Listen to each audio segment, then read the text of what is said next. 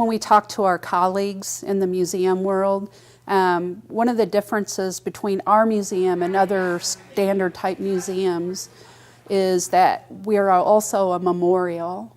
And of course, we're dealing with a very recent historic event.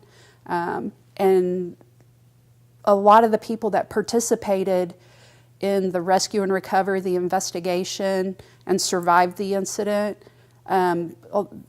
most of those people are still alive today. We're trained to organize things by materials, and so we store like things together.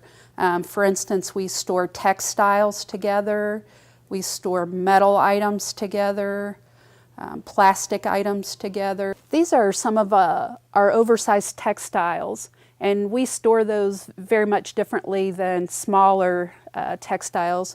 We roll these on acid-free tubes, and we interleaf items with unbleached muslin. It helps support these items in a way that the threads don't get extra stress. I have a lot of like really tiny pieces from the truck, but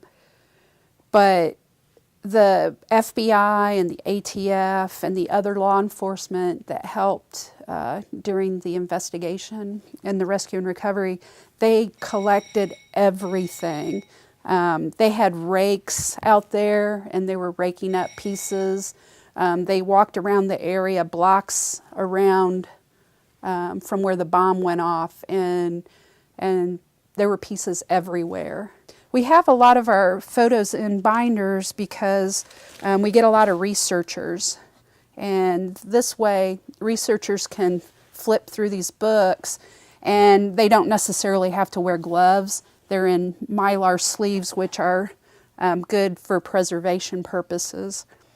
And so you can see in this photo, here's a piece of the Ryder truck that flew into the parking lot of the post office and nearly hit this postal truck there.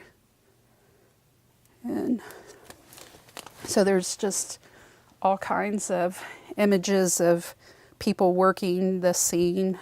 In the aftermath of the bombing, there were thousands of cards and letters that came into the city following the bombing, and they went to the governor's office, the mayor's office, to the fire departments, to hospitals, to schools.